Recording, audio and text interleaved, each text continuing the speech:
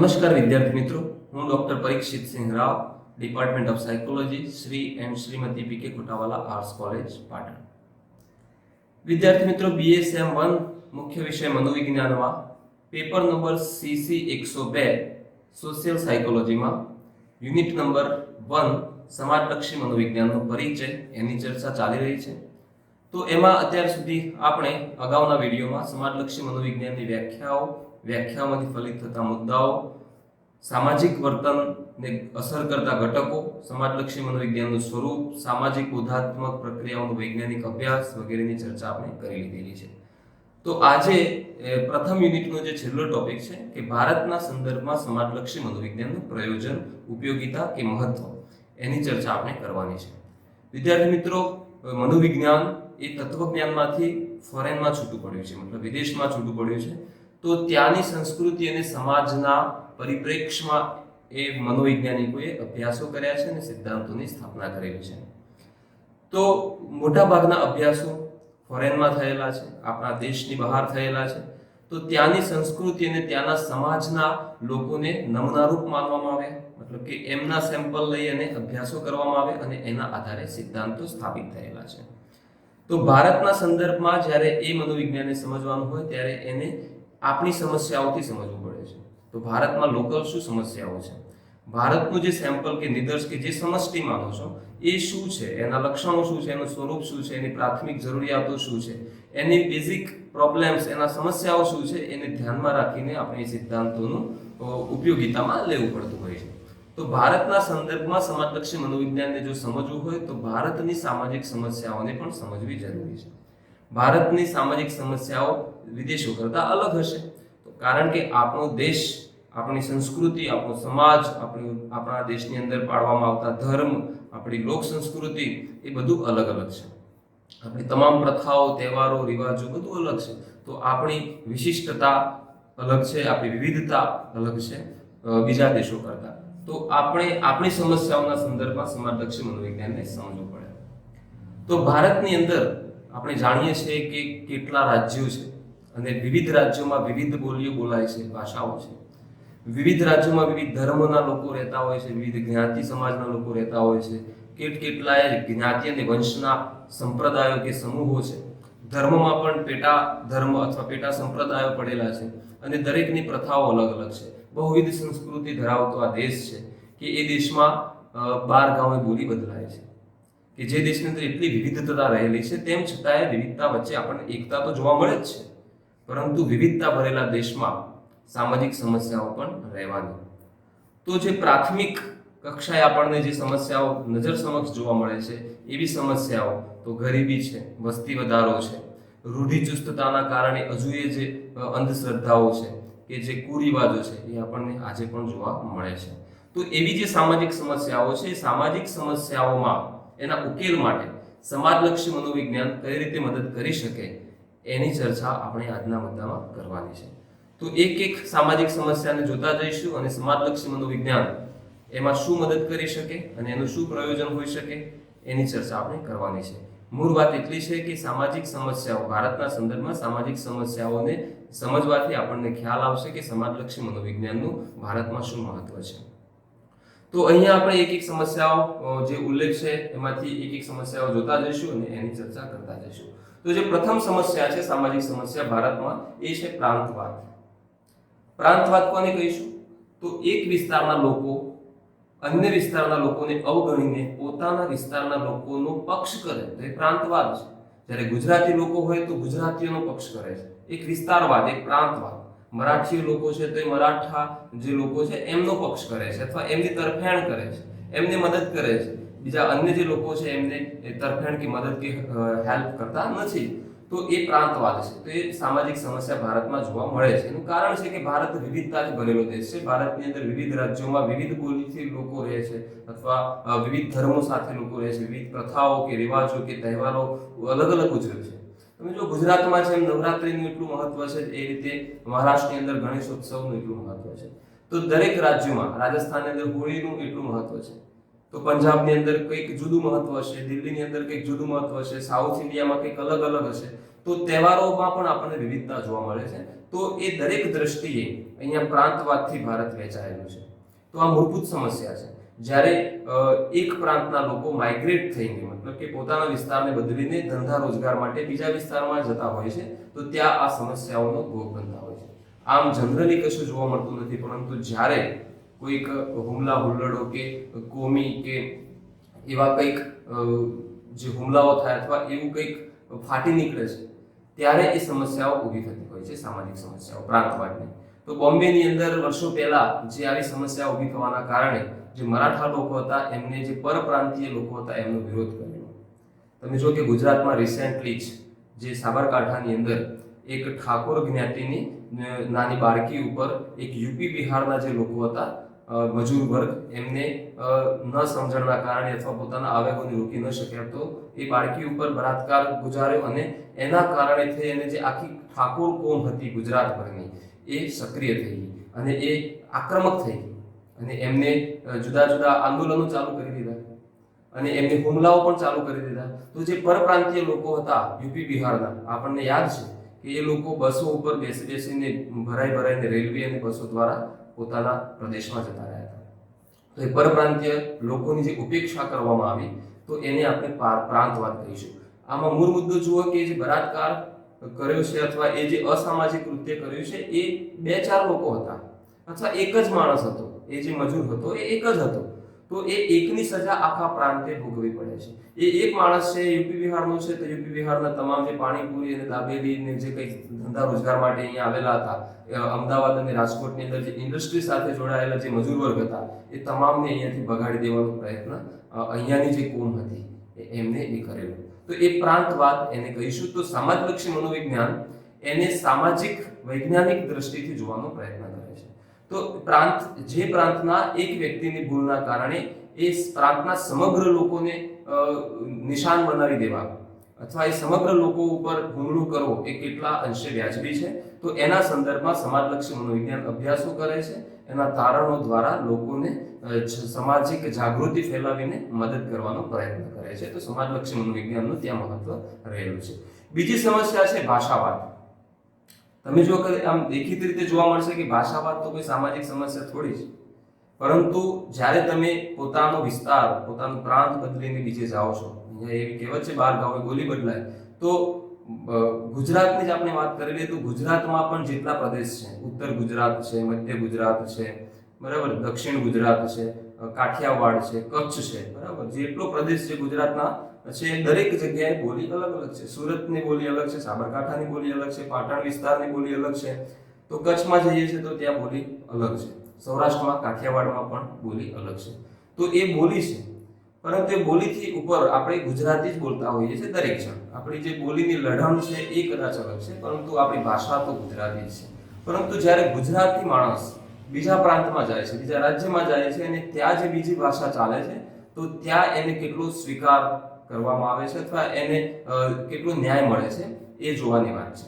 તો આમ તો કશું કોઈ પ્રશ્ન ઉત્પન્ન થતો નથી. ધંધા રોજગાર માટે લોકો બહાર જતા જ હોય છે, પરંતુ વિવિધતા ભરેલા દેશની અંદર ધંધા રોજગાર માટે એક વિસ્તારમાંથી બીજા વિસ્તારમાં જ્યારે લોકો જતા હોય ને ત્યાં બીજી બોલી બોલાતી હોય છે અને અહીંયાથી જે માણસો ગુજરાતીઓ કે મરાઠાઓ કે રાજસ્થાનીઓ જે ગયેલા છે એમને એ કોમી હુલ્લડો કે વગેરે કોઈ એવી ઘટના બનવાના કારણે અથવા જે મેં અગાઉ વાત કરી ને પ્રાંતવાદમાં, તો એવી કોઈ અસામાજિક કૃત્ય કોઈ એક વ્યક્તિ કરી દે છે તો એને આખી બોલી સાથે જોડી દેવામાં આવે છે કે ગુજરાતી બોલે છે આવા છે અથવા ગુજરાતીઓ આવા છે અથવા મરાઠાઓ આવા છે. તો બોમ્બેની અંદર પણ આવી સમસ્યા થઈ હતી અને એમને જે મરાઠાઓ છે, મરાઠાઓએ જે મરાઠી સિવાય જે અન્ય ભાષાઓ બોલતા લોકો છે એમની ઉપેક્ષા કરી હતી. સાઉથ ઇન્ડિયામાં આજે પણ તમે જાઓ તો ભાષાવાદનો પ્રશ્ન છે જ. એ લોકો ઇંગ્લિશને વધારે પ્રાધાન્ય આપે છે, હિન્દીને અવગણે છે. તો એ લોકોનું એવું મનોવલણ છે કે એ અંગ્રેજી જ રાષ્ટ્રભાષા બનવી જોઈએ. અને જ્યારે તમે જુઓ કે દરેક વિસ્તારમાં અલગ અલગ ભાષા બોલીનું પ્રાધાન્ય છે. તમે યુપી બિહારમાં જાઓ તો એ લોકો હિન્દીને વધારે પ્રાધાન્ય આપે છે અને યુપી અને એનાથી જે અમુક પ્રદેશો છે ત્યાં ઉર્દુની વધારે પ્રાધાન્ય આપવામાં આવે છે. રાજસ્થાનમાં પોતાની લોકલ બોલીની વધારે પ્રાધાન્ય છે, જ્યારે ગુજરાતમાં ગુજરાતીની. તો તમે એમ કરતા મહારાષ્ટ્રમાં જશો તો મરાઠીને પ્રાધાન્ય વધારે છે, સાઉથ ઇન્ડિયામાં ઇંગ્લિશને પ્રાધાન્ય વધારે છે. તો દરેક વિસ્તાર પ્રમાણે બોલી અને ભાષાનું પણ પ્રાધાન્ય અલગ અલગ છે. તો તો એ પણ એક સામાજિક સમસ્યા તરીકે આપણે જોઈ શકીએ છીએ કે જ્યારે કોઈ એવી ઘટનાઓ અસામાજિક કૃત્ય એક વ્યક્તિ દ્વારા કરી દેવામાં આવે અને એને બોલી કે ભાષા સાથે જોડીને આખા સમગ્ર સમાજની ઉપેક્ષા કરવામાં આવે એ વ્યાજબી વાત નથી. તો સમાજલક્ષી મનોવિજ્ઞાન એના પણ અભ્યાસો કરે છે. ત્યારબાદની સમસ્યા છે ગરીબી. ભારત માટે સૌથી મોટી સળગતી સમસ્યા આજે પણ છે. એવું નથી કે ગરીબી નાબૂદ થઈ ગઈ. તમે જુઓ કે કંઈક સ્ટ્રક્ચર જ એવું છે કે ધનવાન બનતો જાય છે અને ગરીબ બનતો જાય છે. બંને વચ્ચેની અસમાનતા સતત વધતી રહી છે. એનું કારણ શું થાય છે કે માનો કે ગરીબ વ્યક્તિ છે, એના જોડે 5 વીઘા જમીન છે અને એ ગરીબ વ્યક્તિને પોતાના સામાજિક ખર્ચાઓ કરવા માટે, વ્યવહારો કરવા માટે, પોતાનું ગુજરાન ચલાવવા માટે જો કોઈ રોજગાર નથી તો એ જમીનને વેચી દેવી પડે છે. અને જમીન કોણ ખરીદે છે? ધનવાન માણસ. તો એ ધનવાન માણસ છે જમીનને ખરીદી લેતો હોય છે અને એ જમીનને ખરીદીને એની અંદર ઇન્ડસ્ટ્રીઝની સ્થાપના કરે છે અને એ આગળ વધુ ધનવાન બનતો જાય છે. અને જ્યારે ગરીબ છે જમીન વેચીને પાછો વધારે ગરીબ બનતો જાય છે. તો ક્યાંક ને ક્યાંક આ સિસ્ટમ ચાલતી જાય છે. માની લો કે એ તો આર્થિક નીતિ અથવા આર્થિક બાબતોની ચર્ચા છે, પરંતુ સામાજિક મનોવિજ્ઞાન એમાં કઈ દ્રષ્ટિથી જોશે તો ગરીબીના કારણે એક સામાજિક અસમાનતા, જુદા જુદા વર્ગમાં લોકોને વેચી દેવામાં આવ્યા છે અને સામાજિક અસમાનતા ઊભી થઈ છે. તો તમે જો કે સગાઈ લગ્નની બાબતમાં આપણે જોઈએ તો એક જ સમાજની અંદર ગરીબ ઘરની જે છોકરી હોય તો જે સુખી પૈસાદાર માણસો છે એ એના સાથે સગાઈ કરતા નથી અને પૈસાદાર માણસો એવી જ અપેક્ષા રાખે છે કે એમની સગાઈ કે અથવા એમના જે સામાજિક વ્યવહારો છે પૈસાદાર લોકો સાથે જ રહે. તો ગરીબ લોકોનું પણ સમાજ એક જ જ્ઞાતિની અંદર એક અમુક વર્ગ બની જાય છે. ગરીબ લોકોનું એક અલગ જૂથ બની જાય છે અને પૈસાદાર લોકોનું એક અલગ જૂથ બની જાય છે અને એક જ જ્ઞાતિ કે સમાજમાં અસમાનતા ઊભી થાય છે અને એ અસમાનતા ક્યાંક ને ક્યાંક સામાજિક સમસ્યાઓ પેદા કરતો હોય છે. તો સમાજલક્ષી મનોવિજ્ઞાન ત્યાં જાગૃતિ ફેલાવીને એના નિરાકરણ માટે પ્રયત્નો કરી શકે છે. તો સમાજલક્ષી મનોવિજ્ઞાન ત્યાં પણ મહત્વ રહેલું છે. પછીની જે સમસ્યા છે એ છે કુરિવાજો. આપણને એમ હોય કે ભારતમાં કુરિવાજો હાલ નથી અથવા કુરિવાજો હટી ગયા છે. રાજા રામમોહન રાય આવ્યા પછી જે સામાજિક ક્રાંતિ થઈ એમાં સામાજિક સુધારાઓ થયા એમાં કુરિવાજો હટી ગયા છે. પરંતુ એ તો સતી પ્રથા અને બાળકીને દૂધ પીતી કરવાનો રિવાજ અથવા જે બાળ લગ્નની પ્રથા હતી એ થોડીક ઓછી થઈ અથવા સતી પ્રથા તો નાબૂદ જ થઈ ગઈ. બાળકીને દૂધ પીતી કરવાનો રિવાજ પણ નાબૂદ થઈ ગયું. પરંતુ એ કુરિવાજમાં આપણે સામાજિક રીતે નાબૂદ કરી દીધું, પરંતુ મેડિકલની બાબતમાં આજે પણ ચાલુ છે. જે બાળકીને દૂધ પીતી કરવાનો રિવાજ હતો એમાં તો બાળકીને એક સમયના માટે જન્મવા દેવામાં આવતી હતી, પરંતુ અત્યારે હાલ જે અબોર્શનની જે પ્રક્રિયા ચાલે છે, જે ગર્ભપાતની જે સૌથી મોટી સમસ્યા છે, નો ડાઉટ ગવર્મેન્ટ બહુ સારો એવો પ્રયત્ન કરીને એને નાબૂદ કરવાના પ્રયત્નો કરી રહી છે. પરંતુ ક્યાંક ને ક્યાંક કોઈક જે ભ્રષ્ટાચારી ડોક્ટર્સ છે, મેડિકલ પ્રેક્ટિશનર છે, એ લોકો સમાજના એવા લોકો કે જે અજાગૃત લોકો છે એમને મદદ કરે છે અને એમને એ ગર્ભ પરીક્ષણ કરી આપે છે અને ગર્ભ પરીક્ષણ કર્યા બાદ ગર્ભપાત પણ કરતા હોય છે.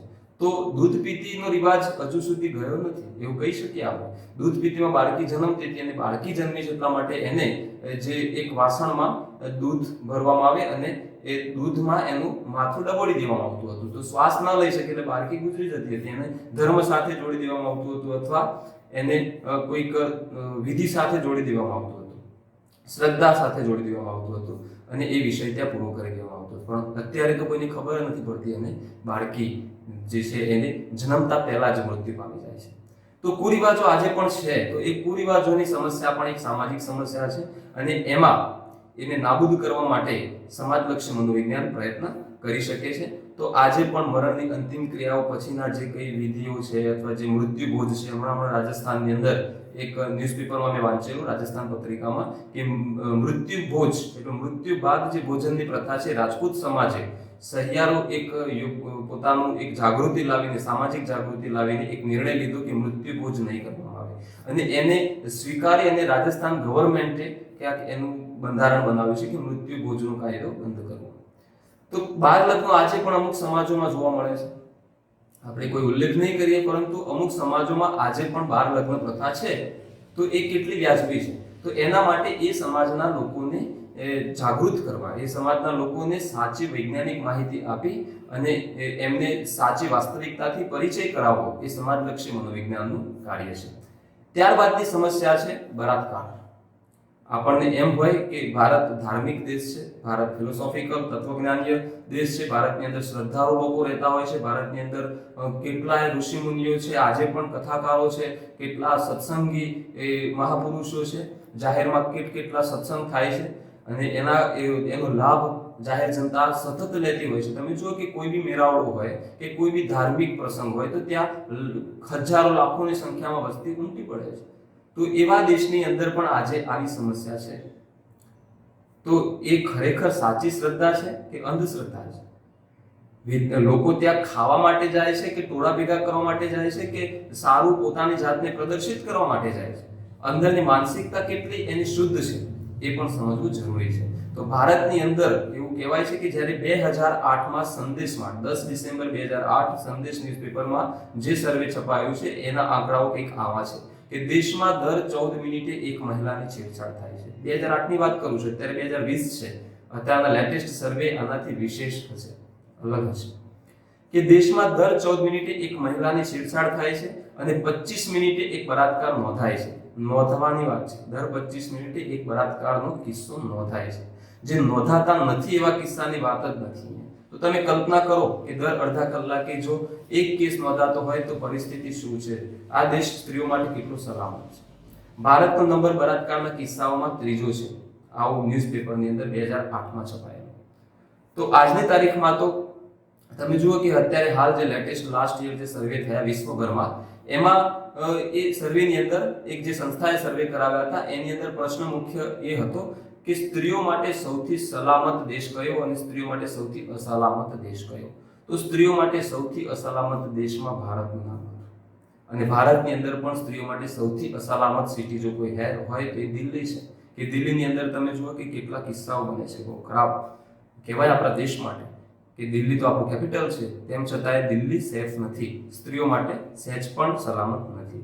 બળાત્કાર પાછળના મનોવૈજ્ઞાનિક પરિબળોને સમજવા માટે સમાજલક્ષી મનોવિજ્ઞાન ઉપયોગી બની શકે છે. તો એ સમાજલક્ષી મનોવિજ્ઞાનનું ત્યાં મહત્વ રહેલું છે. જે બળાત્કારી લોકો છે એમના વર્તનને સમજવું, એમના પાછળના સામાજિક કારણોને સમજવું, સામાજિક અસમાનતાને સમજવી, સામાજિક અસંતુલનને સમજવી અને એના આધારે મનોવૈજ્ઞાનિક પરિબળોને શોધી કાઢવા.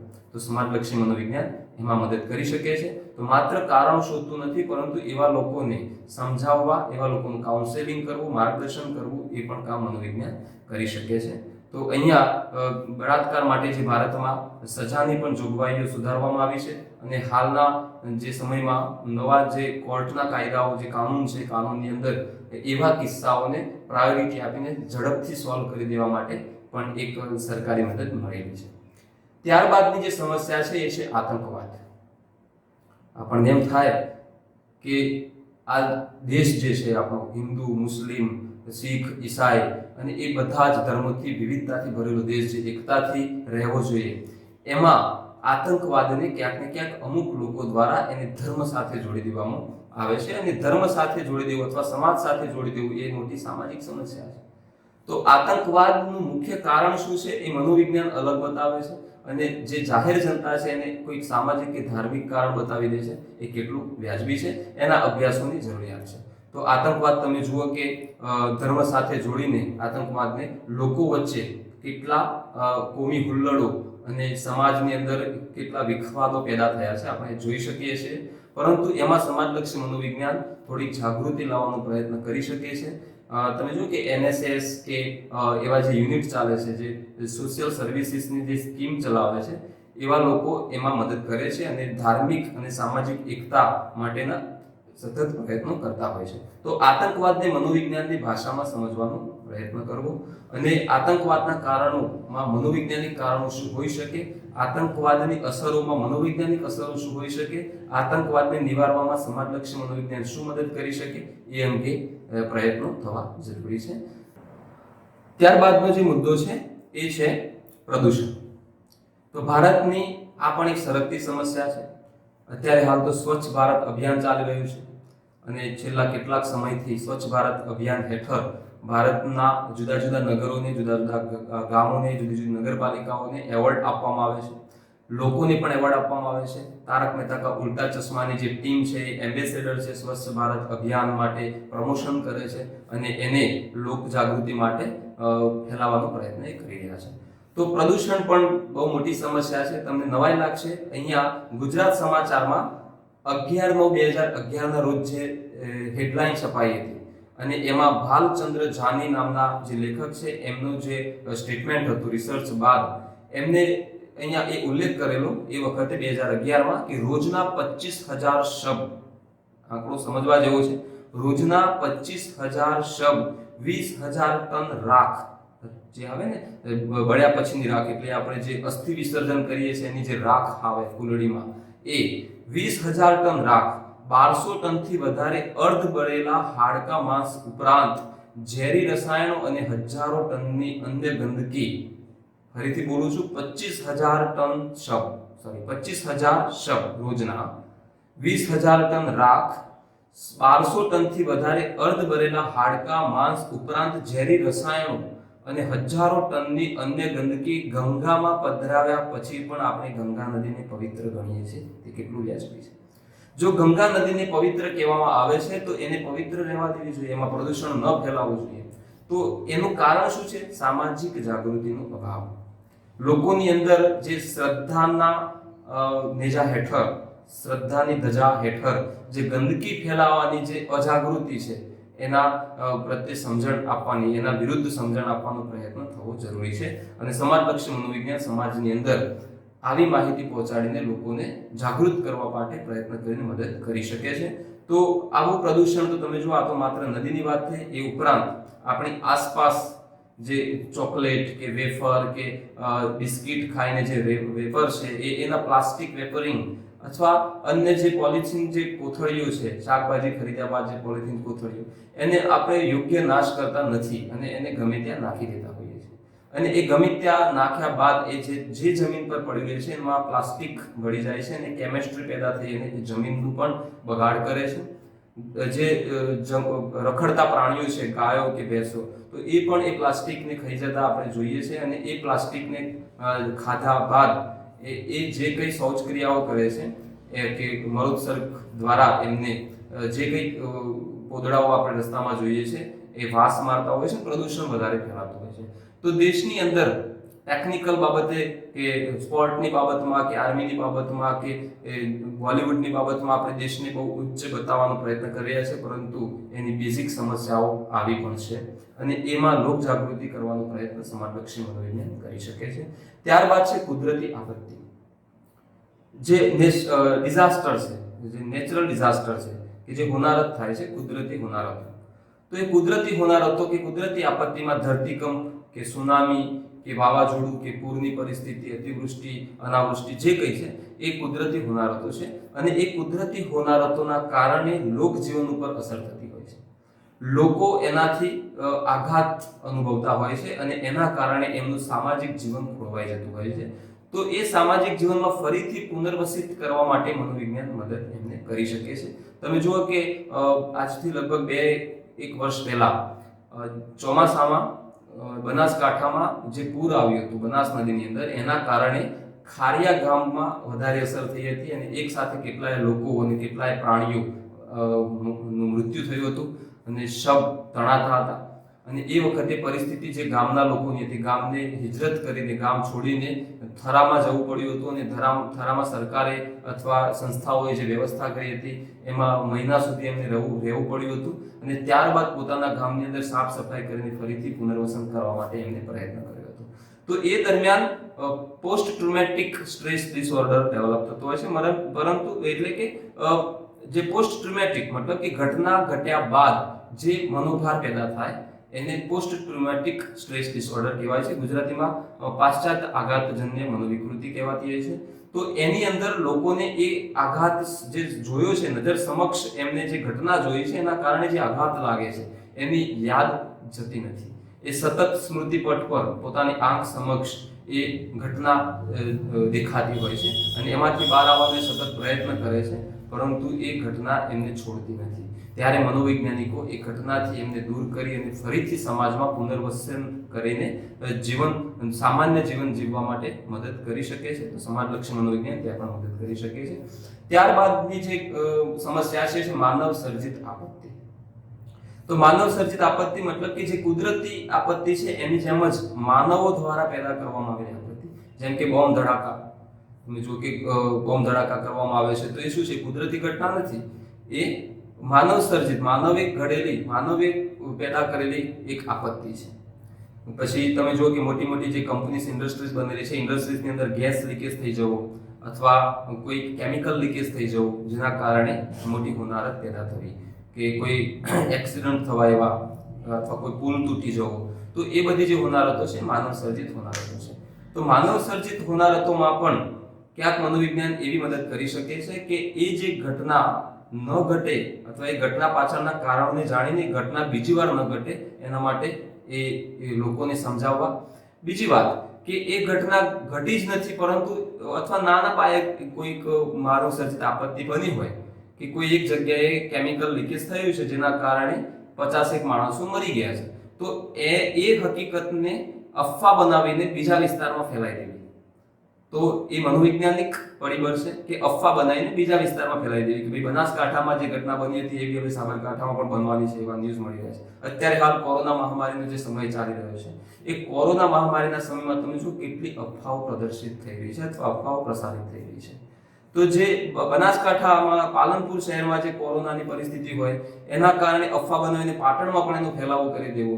તમે જો કે કોરોનાના કારણે જે એઇડ્સમાં આજે પણ એક અફવાઓ ચાલે છે કે હવે હમણાં જતા લોકો એવા જાગૃત થઈ શક્યા છે કે જે એઇડ્સ છે લોહીના સંસર્ગથી થતી બીમારી છે, પરંતુ ભૂતકાળની અંદર તમે જુઓ કે જ્યારે નવો એઇડ્સ નો રોગની ઓળખ થઈ ત્યારે સમાજની અંદર લોકો એઇડ્સ સંક્રમિત અથવા જે એઇડ્સ થી પીડાતો જે માણસ છે એનાથી બહુ દૂર રહેતા હતા. મતલબ કે સીધી રીતે તો એ સંક્રમિત થવાતું જ નહોતું, એમાં લોહીના સંસર્ગથી જ સંપર્કમાં આવવાથી જ એનું સંક્રમણ થતું હતું અથવા એનો ચેપ લાગતો હતો. તો એના ભેગા જમવાથી અથવા એના જોડે બેસવાથી કે એને પાથે પડવાથી, એને હાથ મિલાવવાથી એઇડ્સ થતો નથી, પરંતુ એવી અફવાઓ હતી, અફવાઓના કારણે એને સમાજમાંથી દૂર કરી દેવામાં આવતો હતો. એ વ્યક્તિને કોઈ ગણતું નહોતું, એના સામે કોઈ જોતું, એના સાથે કોઈ વાતચીત નહોતું કરતું. તો કોરોનામાં પણ કેટલી અફવાઓ આપણે જોઈ છે કે આમ કરવાથી કોરોના થાય છે ને તેમ કરવાથી કોરોના થાય છે ને કોરોનાની દવા આ છે. તમે જો કેટલી અફવાઓ ફેલાય કે આવી રીતે પીવાથી કોરોના મટી જાય છે, આમ કરવાથી કોરોના મટી જાય, તમાકુ ખાવાથી કોરોના થતો નથી, દારૂ પીવાથી કોરોના થતો નથી, આવી પણ અફવાઓ આપણે જોઈ છે. તો એ અફવાઓથી લોકોને બચાવવાનું કામ સમાજલક્ષી મનોવિજ્ઞાન કરી શકે છે. તો કુદરતી આપત્તિઓ અથવા માનવ સર્જિત આપત્તિ અથવા એને કારણે જે ફેલાતી અફવાઓ છે એના સામે જાગૃતિ લાવવાનું કામ સમાજલક્ષી મનોવિજ્ઞાન કરી શકે છે. ત્યારબાદ અને છેલ્લો મુદ્દો છે અંધશ્રદ્ધા. ભારતમાં મેં અગાઉ પણ વાત કરી કે ભારતની અંદર આપણે એવું માનીએ છીએ કે શ્રદ્ધાળુ લોકો રહેતા હોય છે, અથવા આપણે કેટલાય જે કથાઓ ચાલે છે કે સત્સંગ ચાલે છે કે જે ધાર્મિક પ્રવૃત્તિઓ થઈ રહી છે એના કારણે આપણને તો દેખીતી રીતે એવું લાગવાનું જ કે ભારતમાં શ્રદ્ધાળુ લોકો વસવાટ કરે છે. તેમ છતાં એ શ્રદ્ધાના નેજા હેઠળ કેટલી અંધશ્રદ્ધા છે, એ શ્રદ્ધાની પાછળ કેટલી અંધશ્રદ્ધા કામ કરી રહી છે, એનું બારીકાઈથી આપણે જો અભ્યાસ કરીશું તો આપણને ખબર પડશે. તમે જો કે મુંબઈની અંદર એવું એક અફવા ફેલાઈ હતી કે મુંબઈમાં દરિયાનું પાણી છે એ મીઠું ગળ્યું થઈ ગયું છે. હવે આ અંધશ્રદ્ધા છે. ગણપતિ દૂધ પીવે છે, અંધશ્રદ્ધા છે. હાથમાંથી કંકુ ઝરવું, અંધશ્રદ્ધા છે. શ્રીફળમાંથી ચુંદડી કાઢવી, અંધશ્રદ્ધા છે. તો એવી અંધશ્રદ્ધા સામે NSS જેવા યુનિટ અથવા ઝાખા નામની સંસ્થા જે છે જામનગરની, એ અંધશ્રદ્ધા વિરુદ્ધ વૈજ્ઞાનિક પ્રયોગો પ્રદર્શિત કરી અને લોકોને જાગૃત કરવાનો એક પ્રયત્ન કરે છે. તો સમાજલક્ષી મનોવિજ્ઞાન અંધશ્રદ્ધાને પણ નાબૂદ કરવા માટે પ્રયત્ન કરી શકે. તો વિદ્યાર્થી મિત્રો, ટૂંકમાં આપણે જો વાત કરીએ તો ભારત એક વિવિધતાથી ભરેલો દેશ છે. વિવિધ સમસ્યાઓ ભારતની અંદર, સામાજિક સમસ્યાઓ આપણને જોવા મળે છે, જેમ કે કુપોષણ હોય, બળાત્કાર હોય, પૂર્વગ્રહ હોય, બેરોજગારી હોય, વસ્તી વધારો હોય, પ્રદૂષણ હોય, કે જેવી અનેક સમસ્યાઓ આપણને જોવા મળી રહી છે. તો વૃદ્ધોને સાચવવા માટે પણ અહીં કાયદાઓ બનાવવા પડે છે. તો કેટલી મોટી સમસ્યા છે આ દેશની અંદર, વૃદ્ધોને સાચવવા માટે પણ અહીં કાયદાઓ બનાવવા પડે છે. એ ઉપરાંત દહેજ માટે પણ કડક કાનૂનો બનાવવા પડે છે. ભ્રૂણ હત્યા ન થાય એના માટે પણ પ્રયત્નો કરવા પડે છે. તો આ કેટલી અંધશ્રદ્ધાઓના કારણે આ બાબતો પેદા થઈ છે, સામાજિક સમસ્યાઓ પેદા થઈ છે. તો એ સામાજિક સમસ્યાઓ સામે લોકજાગૃતિ લાવવાનું કામ સમાજલક્ષી મનોવિજ્ઞાન કરી શકે છે. તો વિદ્યાર્થી મિત્રો, સમાજલક્ષી મનોવિજ્ઞાનના પરિચયના જે પ્રથમ યુનિટની અંદર આપણે સમાજલક્ષી મનોવિજ્ઞાનની વ્યાખ્યાઓમાં એવી ચર્ચા જોઈ હતી કે સમાજલક્ષી મનોવિજ્ઞાન એ સમાજમાં એટલે સામાજિક પરિવેશમાં રહેતા જે કઈ લોકો છે એમના સામાજિક વર્તનના સ્વરૂપને સમજવાનો પ્રયત્ન કરે છે અને સામાજિક વર્તનના કારણો શોધવાનો પ્રયત્ન કરે છે. એ વ્યાખ્યાઓમાંથી ફલિત થતા મુદ્દાઓ પણ આપણે અનેક જોયા કે જેની અંદર સમાજલક્ષી મનોવિજ્ઞાન વિજ્ઞાન છે એવી આપણને ખબર પડી. સમાજલક્ષી મનોવિજ્ઞાનની અભ્યાસ પદ્ધતિઓ પણ વિજ્ઞાન જેવી જ છે એ પણ આપણને ખબર પડી. તો ક્યાંક સમાજલક્ષી મનોવિજ્ઞાનના કાર્યક્ષેત્ર અને સ્વરૂપની પણ ચર્ચા આપણે કરી. તો સમાજલક્ષી મનોવિજ્ઞાનનું કાર્યક્ષેત્ર કેટલું વિશાળ છે. જ્યાં જ્યાં સમાજ છે, જ્યાં જ્યાં સમાજમાં રહેતા લોકો છે ત્યાં સમાજલક્ષી મનોવિજ્ઞાન છે. અને છેલ્લે સમાજલક્ષી મનોવિજ્ઞાનનું જે ભારતીય પ્રદાન છે અથવા ભારતમાં જે મહત્વ છે એની પણ ચર્ચા આપણે છેલ્લે આ વિડીયોમાં કરી. તો ભારતના સંદર્ભમાં પણ સમાજલક્ષી મનોવિજ્ઞાન કેટલું મહત્વનું છે અથવા યોગદાન આપી શકે છે એની વાત. તો પ્રથમ યુનિટની અંદર સમાજલક્ષી મનોવિજ્ઞાનની ઓળખ, સમાજલક્ષી મનોવિજ્ઞાનના પરિચય અંગેની વાત આપણે પૂર્ણ કરી છે. હવે નેક્સ્ટ વિડીયોની અંદર દ્વિતીય યુનિટ, બીજા યુનિટની આપણે શરૂઆત કરીશું કે જેમાં સમાજલક્ષી મનોવિજ્ઞાનની અભ્યાસ પદ્ધતિઓ વિશેની વાત થશે. તો આ વિડીયોને અહીં સુધી રાખીએ છીએ. Thank you.